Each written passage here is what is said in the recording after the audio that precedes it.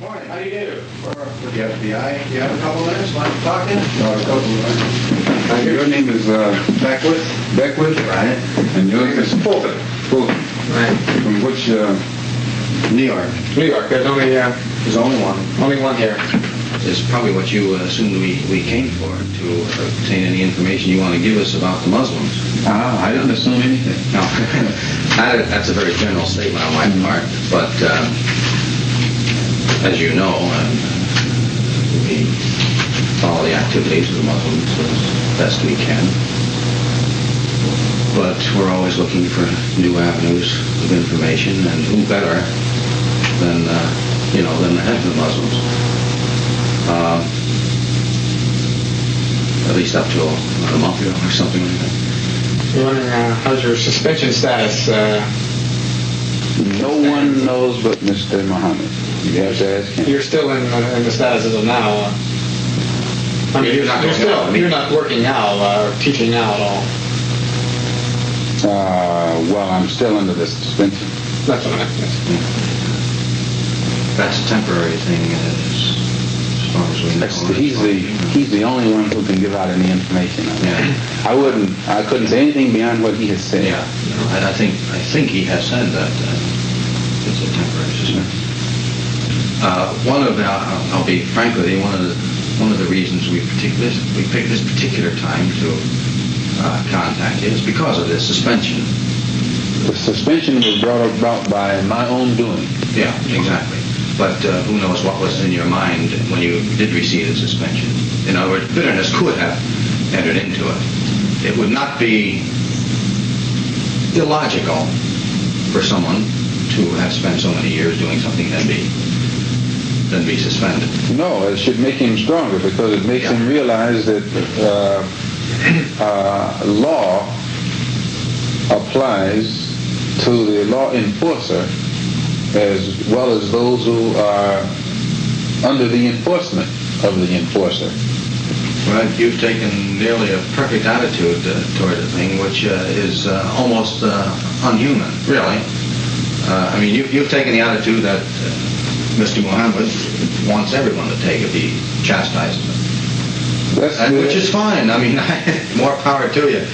But you see from our viewpoint that there's at least a chance, and this has happened with other members of the organization, they're suspended for some reason or other. And we talk to them, and they, that's damn people, and they're, of course, cooperative. Why? Because they're bitter. Now, assuming you resume your duties, we would be, as you sure know, interested in having you help us out. Help you out to do what? We're always helping out the government. We're cleaning up all of the crime that Fine.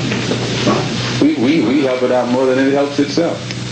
We're at least able to reform the people who have been made criminals by this society, by the corruption of this society. And any way to help it out other than that, I wouldn't even know how to begin. Well, what we're interested in, basically, are the people who belong. The names, the members. My telephone number is OL16320. Okay.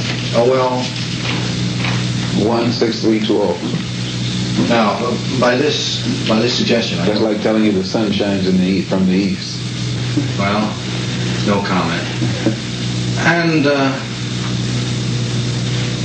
teachings, plans, the programs. No teaching is more public than ours, and I don't think you find anybody more blunt in stating it publicly than we do. No, exactly. I don't think you can go anywhere on this earth and find anybody who expresses their views on matters more candidly than we do. I can only agree with you. No, that's right. You're right. You do. The main thing is there is a certain area of responsibility. This is, of course, getting into our angle of it. What we really want are the names of all those who belong. The names, who they are, the identification. I don't even know them. Do you keep no records? That's not my job. I'm just a preacher. Yeah, but somebody up there keeps the record. I don't know who. I don't have any knowledge of those kind of things. With all these other responsibilities I've had, it'd be difficult for me to worry about names. Plus, you would insult my intelligence, asking me for them.